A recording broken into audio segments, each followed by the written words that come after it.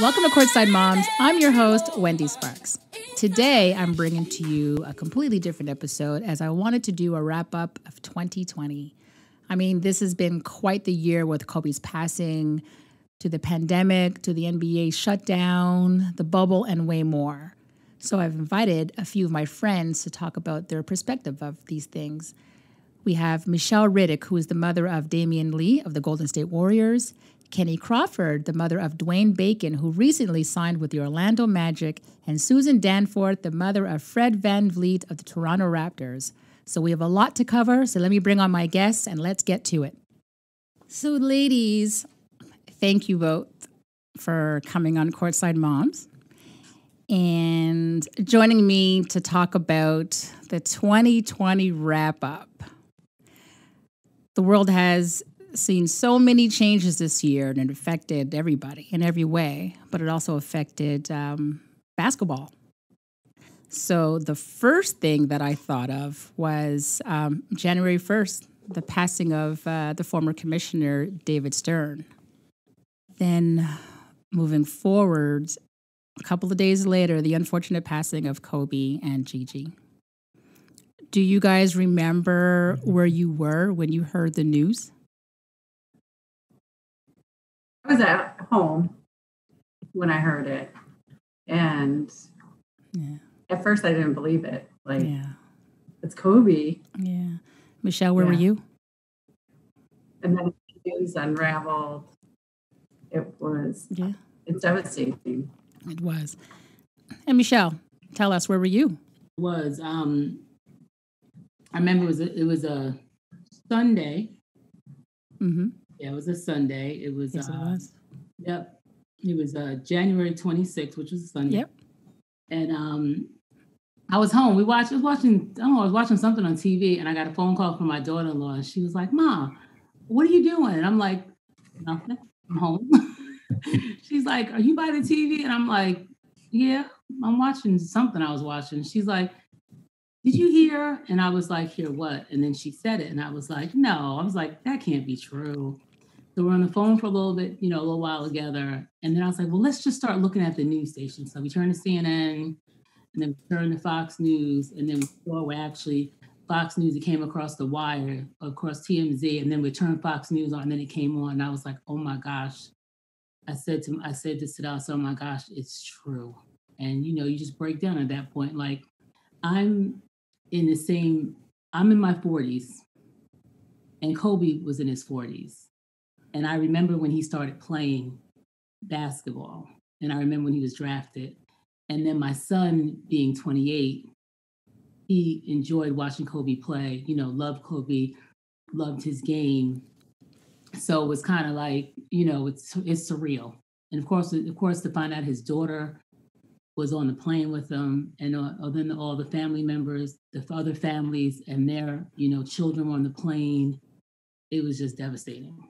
Just once you start hearing about it. Yeah. I remember I was at choir practice, actually. And yep, you were right. It was a Sunday afternoon. And I just remember sitting there, just, we're at practice. And all of a sudden, someone's staring at me, one of the choir members. And she's like, oh my gosh. And then she shows me her phone. And I just, what? And then the whole choir practice just stopped. And we were all just stunned. And we're like, no, this can't be true. And I was like, I have to call my son and make sure this is right. If this is true, it can't be. No, it's Kobe. Like, you know what I mean? Like, no. This is, it's Mamba. Like, he's not going anywhere. Stop. Like, this is not fun. Whoever made up this story, because for me, in my mind, the story was made up. And then when they were saying his daughter, I was like, ooh, I can't see somebody being that cruel to make up a story that he passed as well as his daughter. And I was like, whoa, that's just, it was a lot. It was a lot. I mean, and then you look at the outpour in the communities and the world that, anyway, it's really hard to talk about. Did your sons know Kobe? No. Yeah, my son didn't either, but it still affected him as a player, right? Yeah, my son didn't know Kobe either, but it did affect him as a player. And the first game they played afterwards happened to be in Philadelphia, where, Kobe is That's right. high school there. And, my son went to school at Drexel, so in Philly. No.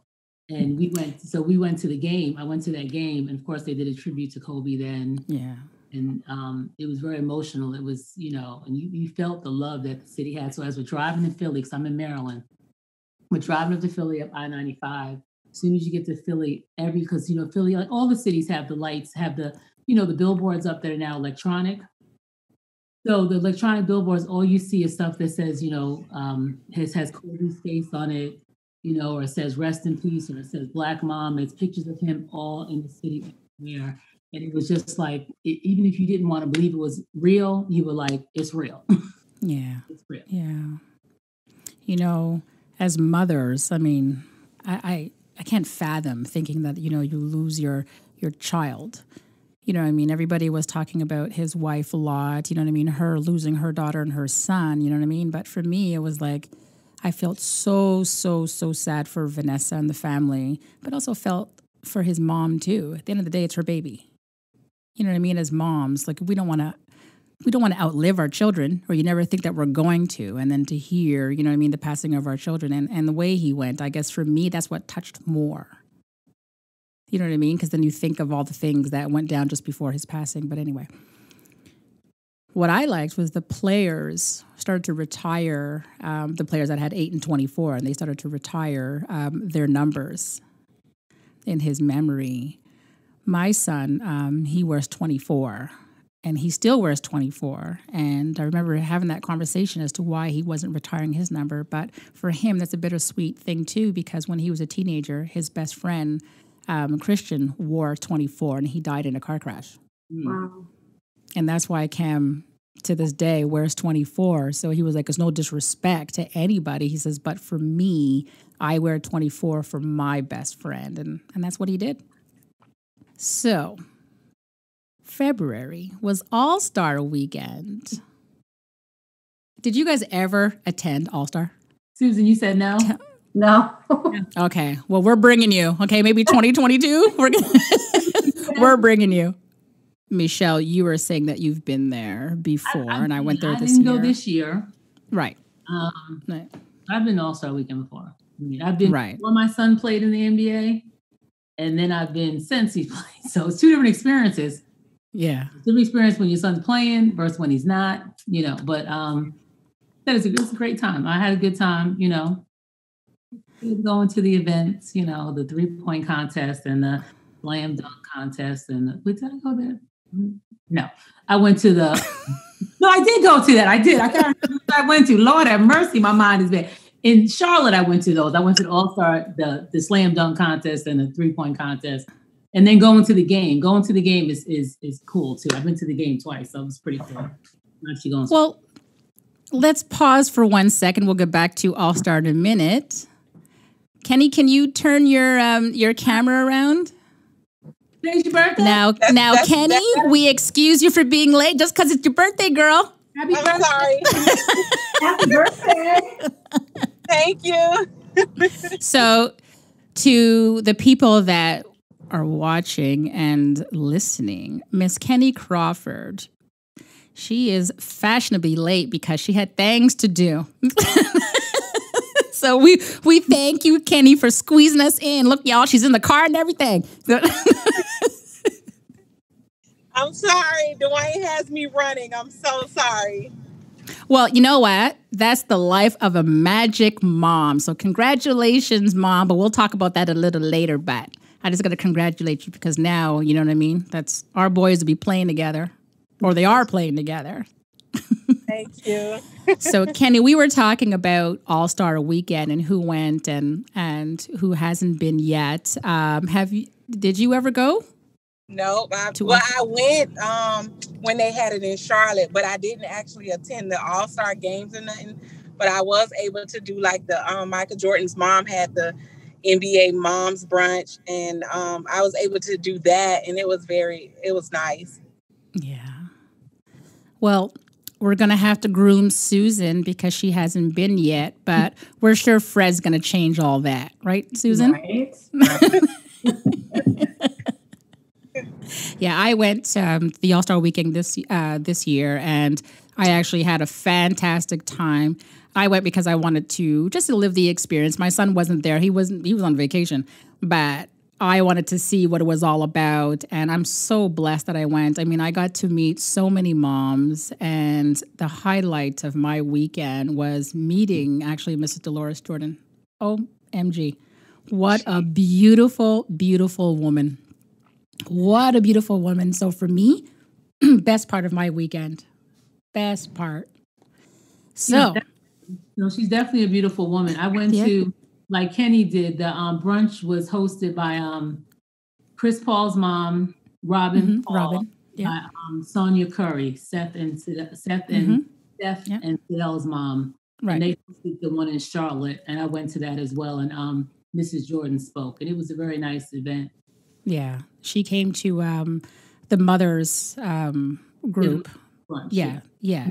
She came to our event and she spoke there too. So it was enlightening, you know what I mean? Because you're hearing from like one of the original OGs, right? You know what I mean? It was nice just to sit there and listen to her. I just loved her speech. I just love her as a woman. It was just, you know what I mean? Like for me, that meant everything. So I was able to get a picture with her too. So it's nice to get wisdom from people who've been in this game for so long and people, you know, done things, and you get to learn from them, because why recreate the wheel when someone else can tell you, hey, this is what it's like, this is what happens, this is what goes on. And they did it differently, right? I mean, it was a different world back then. You know what I mean? It's now you got social media and you got, you know what I mean? Everything's on the internet. Everything's different now. So March happens, and Rudy Gobert of the Utah Jazz tests positive for COVID, which not many people knew about. And before we all knew it, everything was shut down, and there was like this hiatus that everybody was like freaking out over. And I remember Adam Silver announcing that, you know, it's going to shut down for at least 30 days. But maybe this season will not resume. So tell me, what was your boys' reaction to that when they heard, like, hold on a minute, like, I can't play one day, never mind 30 days, and what, the season might not come back? Like, how did Dwayne react to that, Kennie? Dwayne was pretty upset about it. I think more devastated, because how his thing was, how could, you know, this happen and then take away the game that so many players love? So I think the next thing for him was trying to stay safe, but also trying to figure out, like, what's next? How do we continue to stay in shape or keep going through all of this, not knowing that 30 days would turn into so many months? So he was just trying to figure out what to do and how to stay in shape and stay busy and just, you know, something that he's used to doing every day, for it to be taken away from it. It just bothered him a lot. So he began to just, you know, go outside and maybe shoot basketball or something. He just was trying to figure out ways to continue to play the game, even though he wasn't able to play it, you know, with his teammates and in the gym. So he was just trying to figure it out. Yeah. Susan, what did Fred do during the hiatus? Well, they had just been to Utah. So we kind of were like all freaking out, because he called me, they got back, and he calls me, you know, it's 10 or 11 o'clock at night. And he's like, I'm on my way to go get tested. We have to all get tested. So for us, it was more, we were in limbo and really just waiting to find out what his test results were, you know, what our steps would be. And then he was in Canada, so that added another layer to all of it. And they were closing the borders, because I was supposed to come to you. Yes. And we canceled that at the last minute. And then just trying to, you know, like Kennie said, they're programmed to play basketball every single day. Even off days aren't off days. So what do I do? Well, basketball is life for our sons, right? You know what I mean? For them, that's all they know. They wake up in the morning and they're gone. They're going to play basketball. So just to think that you can't play. There's one thing, you know what I mean? When you're told that you cannot do something. Right. You know what I mean? And it's one thing if they say, okay, well, I don't know, your arena's closed. But it was like your arena's closed, the world is closed, so stay home. Yeah. That's not the same. Yeah. And then, for him being a parent and he was exposed. So then there was a lot of fear if he were to be positive and would he give it to his family. So it was a lot of unknown and just waiting. It was a waiting game and just trying to stay positive. Absolutely. And wondering if I'm getting in my car and driving to Toronto or because, what I'm going to make everything better. Yeah, of course. Right? Mom's going to come with our vaccine. How do we get to them? Yeah, we'll come with our pot of stew and right? That's our vaccine for my baby. You keep it moving, right? And it'll go away in 30 days. Don't worry. It'll go into 2 weeks. Like we were convinced. And then I think a week turned into 2 maybe.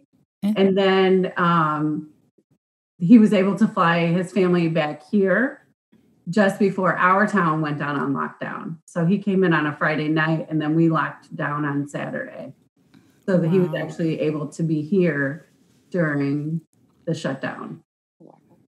Michelle, were you able to see Damion during at the beginning of all of it? I was here in Maryland. He was in California. Yeah. So you guys didn't... I didn't see Damion until August. And that's the longest we've ever went without seeing each other. Oh my gosh, that's awful. That's a long time. Especially, you used to seeing your child. It doesn't matter that they're in college or whatever, because, our lives are, they play sports. So they play basketball. So we always see them, always traveling to a game, whether it's at the school they're in college, whether it's their, professionally, G League or NBA. So this was 6 months, almost 6 months without seeing my son. It was the weirdest thing ever. Like that's never happened. I would pray it never happens again. So for us, it was really like, and then I went out there for a week and I got to see him and spend some time with him. So it was good to see him and see my daughter-in-law. So it was good to see both of them. But it was a strange, strange time, So, it was. I don't even remember when I saw my son last, to be honest. Wow. I think, that's how long. I'm like, wait a minute. I definitely didn't see him in 2020. And I believe the last time I saw him in person was in August 2019. Wendy, I would tell you the last time I saw Damion was at the in February when they played Brooklyn. I went to that game when they played the Brooklyn Nets. Yeah. And then we were planning on, I'll see you when you play the Knicks, and it's supposed to be March 21st. And then they closed the world on March 10th, somewhere around there. Mm-hmm. Yeah. So actually it was February, not March, it was actually February. So it was even longer than I thought that I hadn't seen him. Yeah. Wow. Yeah, I think it was March 13th, Friday, that everything started shutting down. I will never forget that day. Never, which is weird for me. I was on leave from work, and I actually started work again on March 11th. So I went back to work, and then 2 days later, everything shut down. But I still had to work. It was awful. But anyway, So ladies, moving forward, then so much other unfortunate things happened. We had the death of Breonna Taylor, and then we had the death of George Floyd. I remember hearing about, I'll start with George Floyd, hearing about his death. And at one point I was like, wait, what? They did what? And for me, it was so surreal because no, that can't be. You're not telling me that someone was murdered in broad daylight, because at the end of the day, in my opinion, right away off the bat, it was murder. Irregardless, you know what I mean? To me, it didn't make a difference why. I didn't even know why he was arrested. I didn't really care. To me, it was just the inhumane way he passed away. So I just couldn't understand that. And then, you're reading and you're looking on the news, and it just got bigger and bigger and bigger. And for me, it was just a sense of sadness that this poor man lost his life. And you know what I mean? And then it just went viral and people were talking about it and they were showing it. And I don't know. But what was your first thought when you saw that, Susan? When you heard the news and you're watching there and you're like, wait, this poor guy was murdered. It's so sad. And I still have not watched the video. I've caught clips of it, but I can't watch it. It's so sad that could happen to anyone. And that just played out in front of the whole world. and that it was by a police officer on top of that, and that they just killed someone in broad daylight. And for my husband is a sergeant on the police department here. So for us, we just look at him like, how can someone do that? It's just sad. And I worry for my kids and my grandkids, and you worry every day. But now it's just with social media, everything is being brought to the light when we feel like the world should have went forward, and we're just spiraling out of control backward. And it's terrifying. It is terrifying because, like you're saying, everything with social media now is being brought to light, but yet it didn't stop. So for me, well, that's it. It has exactly. It's not like that was the last, right? So it's like, when is it going to stop? But for me, I was like, wow, they're brazen. And then, as mothers, you teach your children to trust the police because they're going to protect you. But then the past couple of months, you worry about your child. And you say, well, never mind, don't go to the police. Like, as a Black mother, I'm like, something's wrong. Who do you call? Like, what do you do? And then you have good officers like your husband who people, probably just, I don't know. To me, it's just the way, just the way the world was seeing it, because it was just brazen. And it really just took us out of our comfort zone. Yeah. Because, we get used to it. Like, okay, we just expect everyone to be like my husband. And it was just another reminder that not everyone is like him. Right. And that, and I don't believe that, you shouldn't be able to be a bad employee as a police officer. That's not acceptable. Yeah. And so for us, it was just another reminder, like with our older kids, we always said, not everybody is like your dad. So when you get pulled over, you have to do this, this, this, and this, because not everybody is like him. And why do we even have to have those conversations with our kids? We shouldn't. Yeah. But we do. And we still do. And it was just another, slap in our face that it doesn't matter. Well, there was a bunch of protests that started around the world. Did you guys participate in any of the protests? I want to speak on the George Floyd real quick. When you say like things have been happening, so things always happen in the world, and social media just brings it to light. That's right. So if it wasn't for George Floyd, would we had ever known about Ahmaud Arbery, who died on February 23rd, 2000? Right. Probably not. Would Breonna Taylor, who died March 13th, 2020, would that have ever been brought to light the way it was? Probably not. George Floyd, which was senselessly murdered. We know he was murdered. It was unconscionable. It was just a horrible, horrible act, what happened to him. And we know that. And because of what happened with him, it brought other things to light that have been going on. So things always happen. And I think because we live in such a time where social media is so like everyone wants instant news, instant gratification, that we're going to find out more things are happening that probably we wouldn't have known that would happen 20 years ago. It just would have been pushed underneath the rug. Like Ahmaud Arbery and Breonna Taylor just would have been pushed underneath the rug because you would have had no one that would have cared about it. But because of social media, so social media is good in that way. It brings all that out and it brings to attention. And I also feel like because we were in a pandemic when that happened to George Floyd, and no one could go to the store. We had no basketball games, no soccer games, no hockey playoffs, no tennis, no golf. You had nothing to preoccupy your mind. So everyone had to sit still and look at what happened. And you had to face the fact that, look at this. There are cops out here, police officers. And like we said, not every police officer is bad. And like you're saying, Susan, you have a living example of a good police officer. You're married to one, your husband. So not everyone is a bad police officer, but this made the world take a look and say, hey, look at this. It was a perfect storm. So everyone had to stop and take a look and see what was going on. You couldn't put blinders on and act like, I don't know what's going on. What happened? The world was stopped. So everyone got a chance to look and see how I love being an American. United States is my country. I am a veteran of this country. I fought in the war for this country. I love my country, but this country is messed up in a lot of ways. And there's a lot of things we need to fix in this country. And that was just amplified whenever the whole world got to see that video.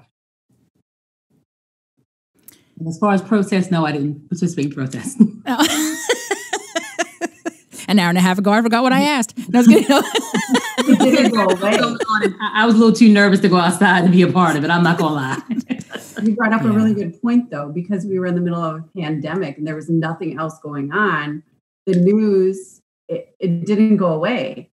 Right. As it does, unfortunately, for other people. Yes. The cycle just kept playing it and talking about it. And then when I even looked at when they buried him, how many times have you had a funeral on CNN, NBC, CBS that wasn't of someone that was like, in office, like how they did when John Lewis passed away, or a diplomat. It was his funeral was aired on national television. That's right. So it was right there in your face.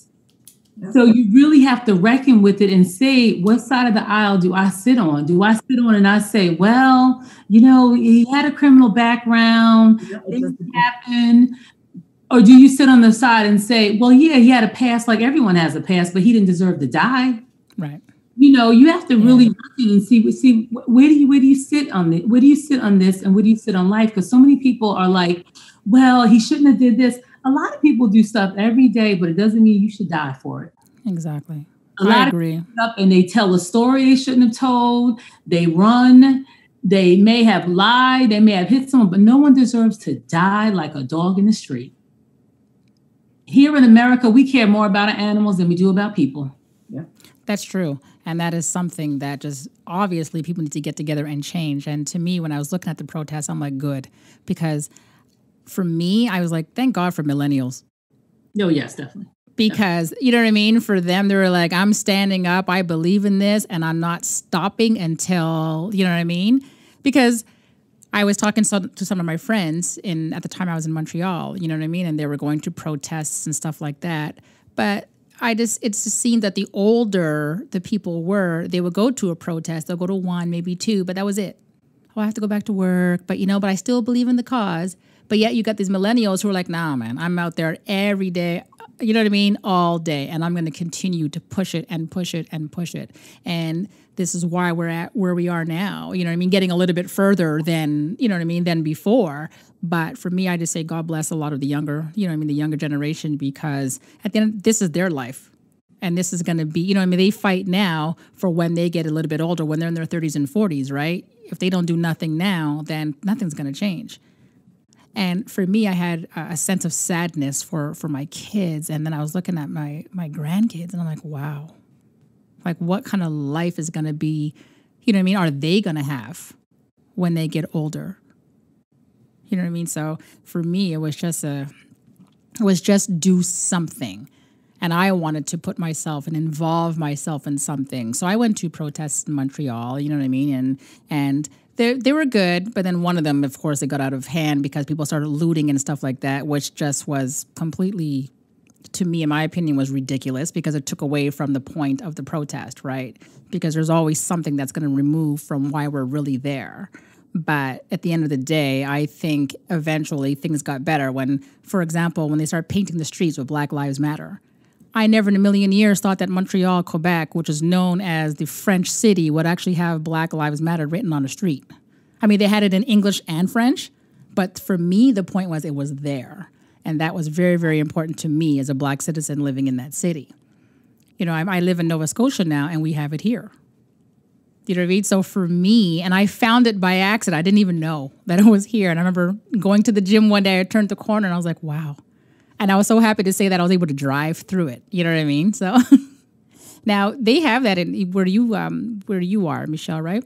They have one in D.C. You know, they changed the street in D.C. And then there's one in Baltimore City, near City Hall in Baltimore City. It says Black Lives Matter. Thank you for sharing that information, Michelle. So finally, oh my gosh, this is fun. So then finally, the news came that the NBA was starting over or resuming. That's the word we're going to use. And our boys were brought to the bubble. Susan, what was it like for Fred now to get back? Because actually the Raptors went right to Tampa at that point, I believe, right? They went to Tampa, and I think he ended up there like a week early. Yeah. I remember the Raptors had to go early. Yep. So they went early. So they did. It was lonely because he was home for the first time since he went away to college. Like when he graduated high school, I don't know about your guys' sons, but like the day after he graduated, he went to college. Right. And he was gone for 4 years, and then now he's been in the league. So that was the longest amount of time that he has actually like been home. And we have a large family, so he went to being home with all of his brothers and his sisters, and then nothing. Not even, his family could go at first. So it was lonely. He joked that he was going to get good sleep, but he didn't because he was all by himself. Yeah, I guess missing his family and stuff, and missing the kids. I mean, that must be tough when you're put in this situation where you have to go to this location, wherever it is, and then you don't even know how long you're going to be there. I mean, and then someone else dictates all of your rules. Yeah, so that's the worst. Yeah, I remember one of the players saying it was like a fancy AAU tournament. He said that was the comparison that they gave it. You know what I mean? I had to laugh, but it's true. Like you said, you know what I mean? You feel like these guys are adults, and now they're being told what to do, how to do it, where to go, where not to go. You know what I mean? You got to sit down and get tested every day, and I don't know. The struggle was real. and then you know what I mean? And then you have people like your president that was saying things, pretty much what he was saying was put up and shut up. Like, you guys get paid all this money, so deal with it. Which to me, it's like not fair. I mean, they're human. Just because they make a certain amount of money doesn't mean that they have to adhere to certain conditions, right? And I see for our boys, it was difficult. You know what I mean? My son was like, he was bored out of his tree. And he was in Orlando, so he was up the block from home. And he couldn't go home. You know what I mean? For him, it was like, I could just play and go up the street, go home, and I'll be back tomorrow morning at 8, I swear. But no, you know what I mean? So for him, his family was like right around the corner, and he couldn't see them. Yeah, the food was bad. Yeah. You have all that in the beginning. But, yeah. So, Kennie, I don't think Charlotte's, the Hornets weren't in there, and neither in Golden State. No, they didn't make it into the bubble. Yeah. And Michelle? No, we had the worst record in the NBA, girl. Yeah, I know. I'm just asking to be nice, but I know. Okay, look, so I figured I'd include you in the question, but don't worry. No, y'all didn't, Charlotte. I said no, you didn't, but y'all team Charlotte. They had them. Yeah. Oh. That's too funny. So, Susan, with the Raptors, I mean, with them winning the 2019 championship, did Fred face, I guess, pressure from, you know what I mean, from the front office and plus the fans to bring home, I say home Canada, but, you know what I mean, the championship again? Like, well, you know what I mean? Like, what was the expectation of them going in the bubble? To win. I mean, he puts that expectation on himself, and he doesn't listen. He doesn't let anyone else, that stuff doesn't bother him. Yeah. So it's more what he puts on himself. Like, he expected to go in and win again. Aww. So did any of you guys watch the games? Yeah, I did. Mm-hmm. Were y'all virtual fans? Yes. Sometimes. I loved it. I did it a couple of times, and I thought it was pretty cool. You know what I mean? And to me, it was a kudos to the NBA to find a way to get people, you know what I mean, to have people still included. Yeah. And to me, I just love the way they just handled the whole process of the bubble. You know what I mean? The first mandate obviously was to keep our sons safe. Right. You know what I mean? And as families and the moms, that's what you want. I mean, our kids are in their 20s and 30s, but they're still our babies, right? Always. That's right. And then later on, moving on to August, the unfortunate shooting of Jacob Blake. I mean, that at that point, for me, I was like, yo, this has got to stop. But what I loved is the players. And at this point, they were like, no, we got to do something. And then here you have the Milwaukee Bucks that were playing actually the Magic. And they refused to come out of their the locker room. And they were like, we're not playing until something changes. How do you guys feel about that? Like, Kenny, like, what are your thoughts about the fact that these guys actually stood up and, you know what I mean? At least they started the process. I think that was brave of them.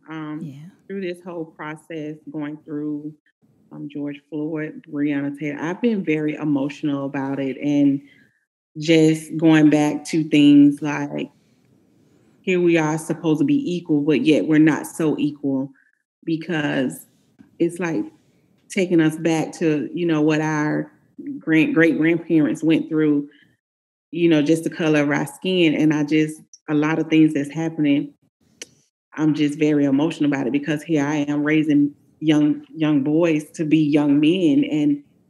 And do I have to worry about, if they get pulled by the cops, if they think they're doing something wrong, do I have to worry about this happening to them? So during this whole process, my feelings was just all over the place. But I think for the guys, in the NBA to stand up and say they wanted change, I think that was very brave of them, because a lot of people are scared, and they don't come forth because, maybe they don't want to lose their job, or they're scared of this and that. But for them to do that, it sent a message that we're tired of being treated like we're nothing. We're human beings. It shouldn't matter because the color of our skin, you know what I'm saying? We all have hearts. So, we all have blood in our veins. So we should be treated just how everybody else. So like I said, during this process, I've been very emotional, and just trying to talk to my kids, my boys, and just tell them, hey, always be respectable. If you get pulled by the police, say yes, sir, no, ma'am, yes, ma'am.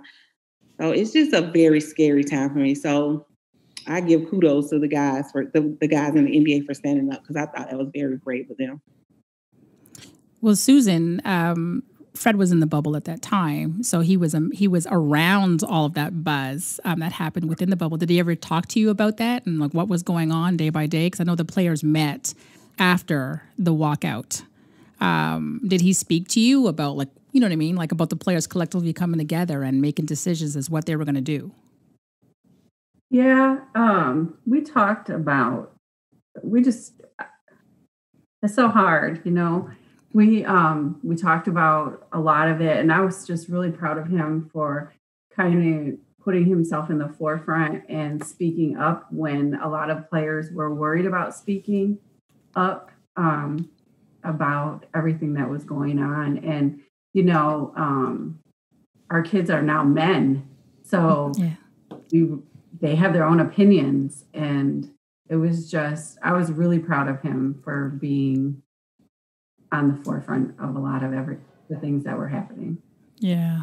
I mean, to me, it was like a slap in the face when you really think about it. I mean, here you have months before that, all these deaths, the deaths happened of George Floyd and stuff. And then, the players are like, we're going to support. So they wear Black Lives Matter shirts, or whatever on their jerseys. The WNBA had Say Her Name, you know what I mean, for Breonna Taylor. Some of the WNBA players, they actually had holes in the back of their shirts, 7 holes in the back of their shirts that they were wearing, and they were walking the arena backwards to show respect to Jacob Blake. And you know what I mean? And then here you have more and more events happening, you know what I mean? So for them to put a stop and say, listen, you know what I mean? Enough is enough. To me, it shows, like you said, a lot of courage and bravery, because it's got to stop somewhere. And to me, that showed so much power that these kids actually have. You know what I mean? People sit there and talk about, oh, you guys make so much money, so good, then this is what we're going to do. Now we're going to, you know what I mean? Because at the end of the day, it's entertainment. So if the NBA stops, it's going to be a big deal. Irregardless of what Donald Trump was saying. He said, right. He said that people are tired of the NBA, was his comment. And I think I think them not playing was more, it had more meaning, right? Because we had just went without any basketball, and then we got a small taste of basketball, and then they all said, you know what, we're not going to stand for this anymore. And they also felt power. He felt like he had no power because he was in the bubble, and you can't go to, he just wanted to be home and hug his own kids and be around his own family when all of that is happening, and you're in the bubble. So that brought about what was More Than a Vote, I believe that was called, that you had, that LeBron started, and a couple of other players, I believe it was Chris Paul and a couple of other players, which I guess was an organization that really brought the importance of voting to light. So as mothers, did you guys participate in anything in regards to this movement? Like Michelle, I know you did a couple of activities. You want to talk a little bit about that? I participated in When We All Vote, which is Michelle Obama's initiative. Mm-hmm. And it was myself and it was 12 of us that wound up going to an event in Philadelphia. And it was Fuel the Vote. And it was 9 other NBA moms or 10 other NBA moms. And we met up in Philly and we did the event. We were giving away food and diapers and their art supplies and stuff for kids. And then they had their census. They were doing the census report in Philadelphia at that time. And then they were also registering people to vote who didn't weren't registered to vote. And then we also did, myself and one of my friends went back to Philly about once voting had started. So that was in October. And we did early voting. And we did early voting with, this was When We All Vote and More Than a Vote. So it was Michelle Obama and LeBron James together for the voting event. And this was people were actually voting at the time. So they were at the polls and they were standing in line to vote. And there was, what's the name? Feed America. They were there with the food. The Central World Kitchen had food there. The Sixers came out, were giving out gear, T-shirts and hats. And then they had a barber who did free haircuts were given out that day.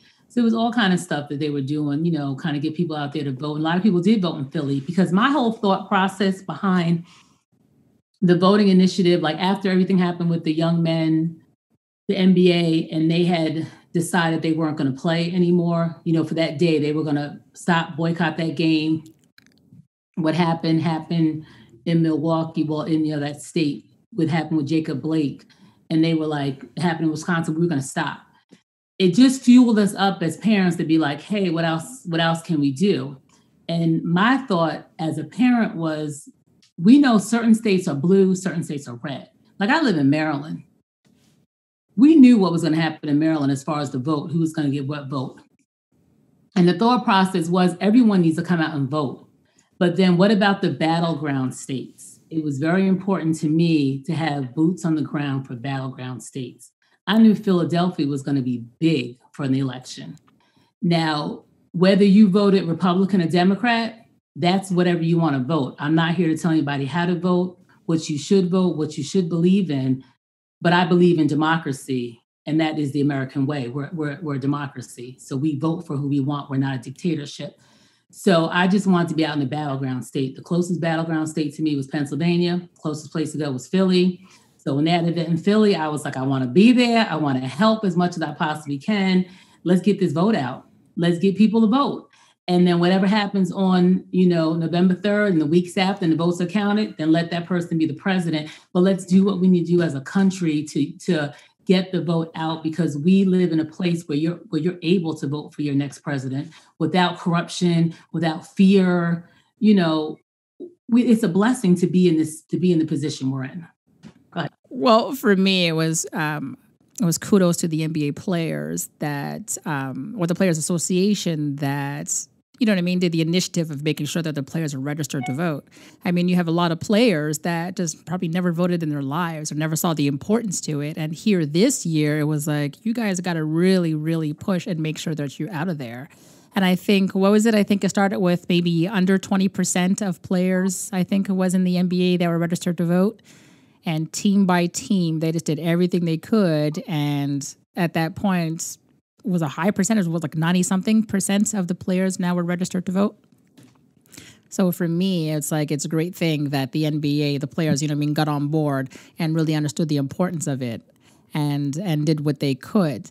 I mean, I was talking to my son about it, and at the end of the day, we're Canadian citizens, right? So, I mean, what could we do? You know what I mean? I mean, with some of the parents, we're sitting on certain committees and helping out, but that's pretty much all I was able to do. But for me as a Canadian citizen, it was important because whatever happens down there, you know what I mean? Like, you guys are our brothers and sisters too. And we have to make sure that everybody's protected, right? So it was just to do whatever I could. And then here my son, he's like, all he can do is watch pretty much. You know what I mean? He can get the word out and tell everybody, you just make sure that you register to vote, make sure you register to vote. But he couldn't stand there in line, you know what I mean? And be one, you know what I mean? Like his one vote won't count yet. So you never know what the future will bring, right? I want to say something real quick, Wendy. When it comes to voting too, which is something I stress to Damion more now than ever before, you have to also know who's on your local ballot. It's not it's important. You're going to vote for your president, which is important, but you need to also know who else on the ballot, because those local judges are going to be the one to make the decisions that's going to put people in jail. That's right where you are. So you need to be looking at that, your Congress, your senators, your representatives. Don't just look and say, I'm just going to vote for the president. Then click all the way down the line where it is. So that's something I stress too. And I have to say, my son and his wife took the time. They went up their ballot together, looked at it, and made decisions. And that's what we all have to start doing. Really take our time to look at our ballot and make an informed decision, and not just vote on the 4-year, but that 2-year is just as important. So we need to all get ready to vote in 2022. Don't worry around there. No, but it's true. I mean, this is the time now to start preparing for the next election, right? Yes. It's very You know what I mean? Like everything that happens this year, it's going to have to double and triple up moving forward. So it's kind of good that the process is now. You know what I mean? So while Biden is, doing his term, everybody's going to start getting ready for, you know what I mean? For the next term, right? Because it's like you said, moving forward forever. It's always going to be really important to get at everybody, as much people as possible, you know what I mean? To vote. Doing initiatives so people understand the importance of voting, because I think a lot of people don't vote because they don't understand why. Exactly. You know what I mean? And like you were saying, Michelle, you got to know who's on your ballot. I mean, I remember in Canada voting, and you think, I'm going to vote for a prime minister. But then when you get there, his name is not on the ballot. Hold on a minute. You know what I mean? Not realizing, no, it's your area. You have to vote for somebody. And I'm like, who's she or who's he? I don't know. Never pay attention to that. You know what I mean? When they come around the door and they knock on the door, I was like, oh, God. And you close the door because they're annoying. But then I'm like, no, she's not annoying, or he's not annoying. Like, you know what I mean? I need to understand what they're going to do for me. I need to know who to vote for. So for me, as I got older, I was like, no, voting is important, because I paid it never mind for years. I couldn't care less, because for me, I had that mentality as, oh, it doesn't matter. It's not going to change anything. But then when things started to happen, and I realized, and I would ask, well, how do we change it? And they're like, did you vote? Yeah. I'm like, no. And then like, well, then why are you complaining? I'm like, oh, it's true. So then I changed my mindset, and then I was tell my boys, I think you guys should understand why we need to vote, because this is for you. This is your future. So if you're not going to do anything about it, then really don't comment on it. Just live with what you got. Very important. Absolutely. So then we had the free agency period. I'm looking at you, Sue. Okay, let's talk about Fred VanVleet. Cha-ching. Hold on. Your baby signed 4 years, $85 million. Yes. Good for him. Yes. I mean, that was... Pardon me? Gave us a heart attack waiting for him. I know. They gave us a heart attack. I know. I'm thinking, well, that poor child signed something already. Come on. And please, go back to the Raptors, because we were like, yo, what is he doing? No, but congratulations, Susan, because that, you know what I mean? And that is, I believe, the biggest contract in NBA history for an undrafted player. Yep. So that is like, I had no idea at the time until after. Mm-hmm. And this year has been so emotional Yeah. So that just made me even cry more. I was like, oh my gosh. Because it really felt like for the first time for being undrafted. Right. Then to sign a contract of that magnitude and to be on the forefront of paving the way for everyone else, then that just made me cry more. So I'm getting teary-eyed now. Congratulations. Thank you. No, but that is a big deal. And you know what? Good for him, because he really had to show them, remind them of his worth. And that's what free agency really is about, right? You know what I mean? It's like now it's negotiation time, and that's your opportunity as, as a player or your agents to really say, listen, this is what I'm going to do, and this is what I'm worth, and this is what I can do for your team. So you got to pay me, you know what I mean, my due diligence. So good for him. You know what I mean? He is going to, you know what I mean? He's going to be carrying the team. Definitely. She's like, oh. So moving forward now, the season is, the preseason started.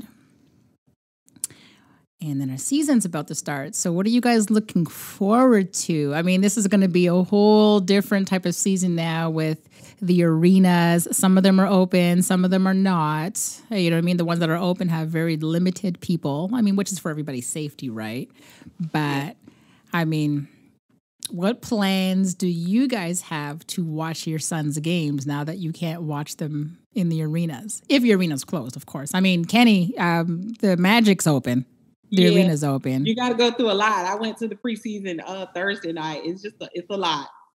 Oh, yeah. But, I mean, it's for everybody's safety. But I'll catch, as many home games as I can. Sometimes, watching them, going to those home games, and I have a 10-year-old, it can be a little later than I want him to be out. But I'm definitely going to be there to support our boys and just look forward to them having a great season. Dwayne, fitting in, finally, being all he can be. And, I'm just excited. And it's going well for him so far? Yeah, he's actually, mentally, he's in a very good space. He gets along with everybody, but he gets along with his teammates. He's happy. He's definitely happy in a good space.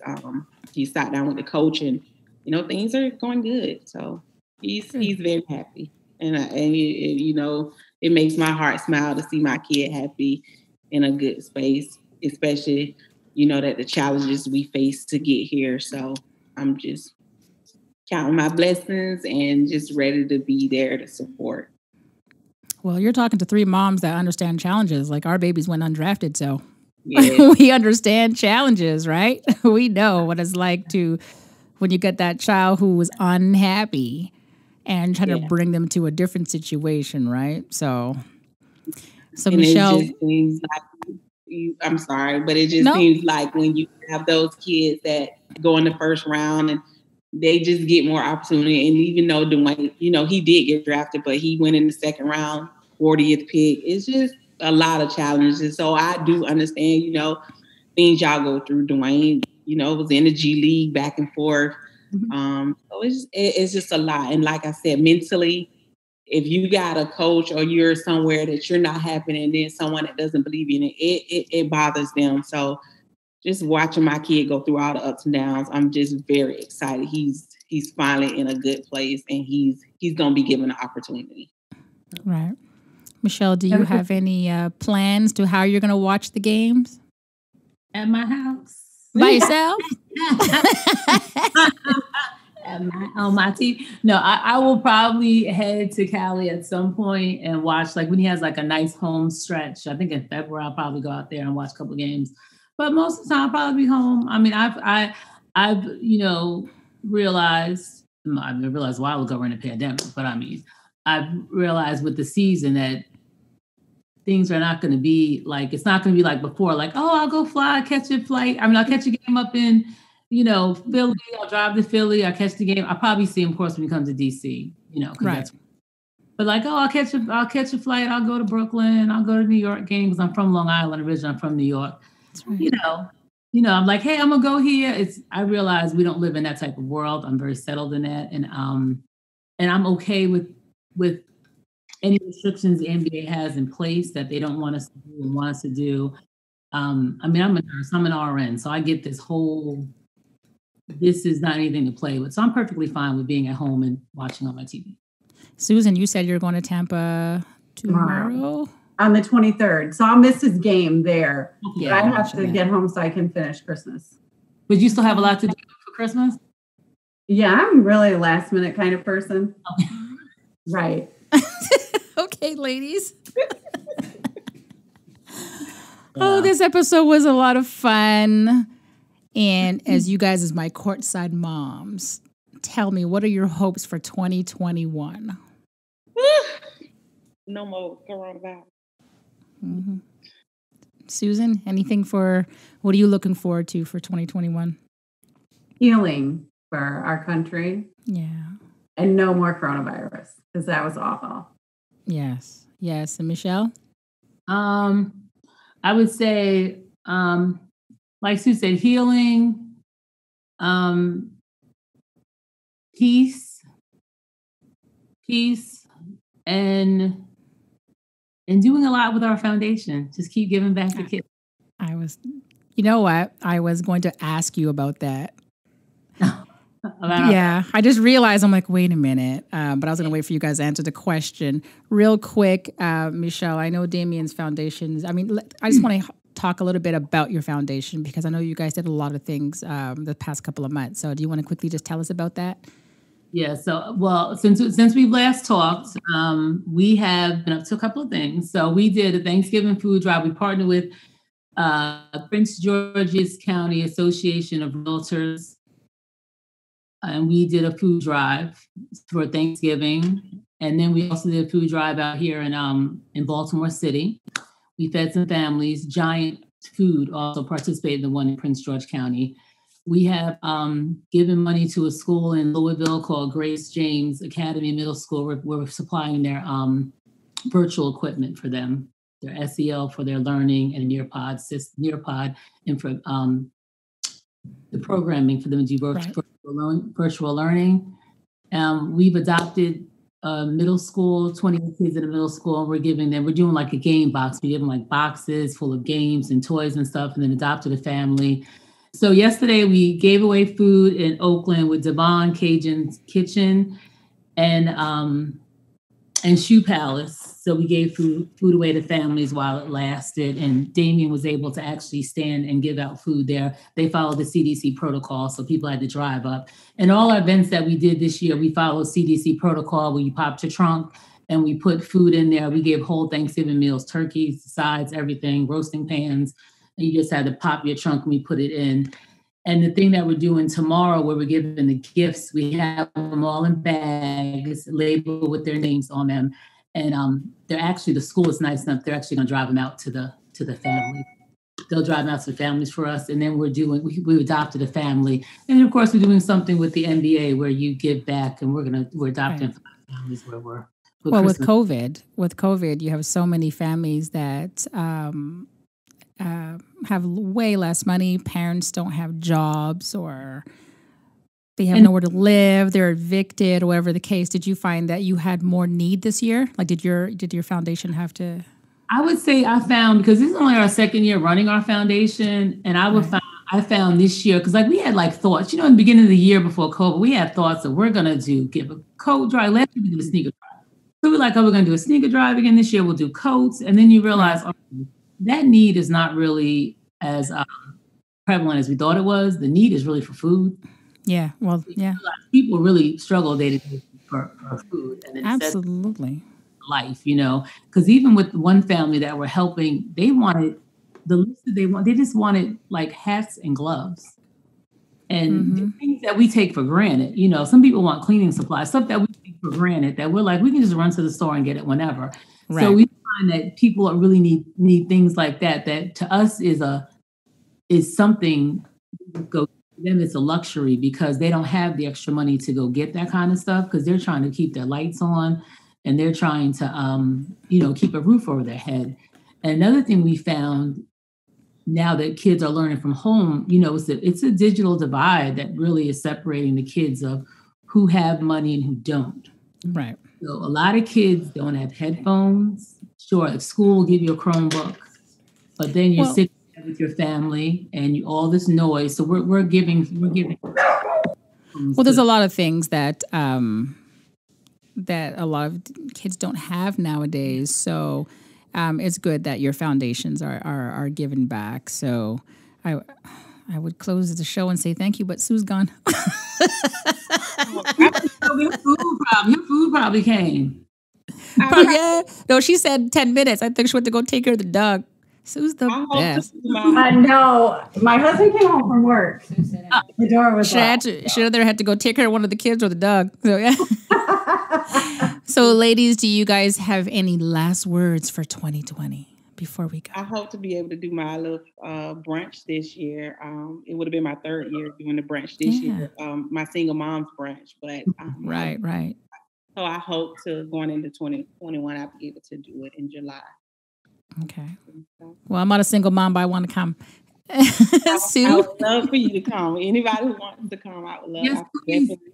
Yes, invite us. Invite us, please. Sue, any last things? I just want to leave 2020 here and move forward. That's it. Well, thank you, ladies, so much. We had fun. It totally went different than what I thought. I learned a lot of tidbits. What did you think was going to happen? I hate to ask, but what did you think was? I knew you were going to ask me.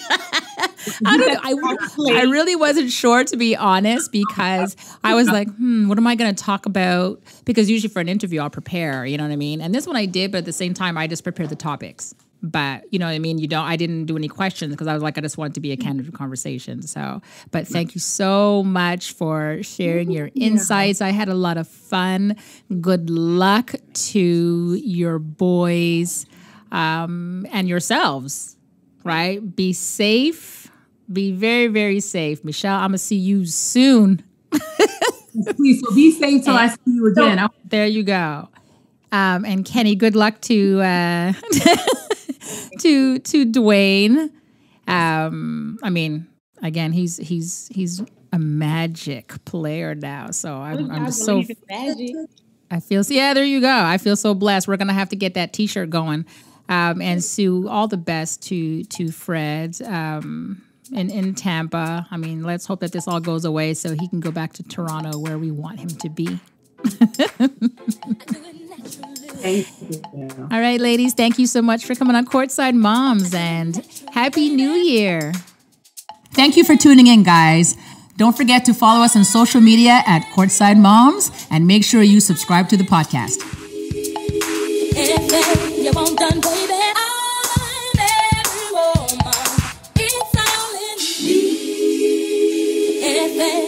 done, baby, I do it naturally.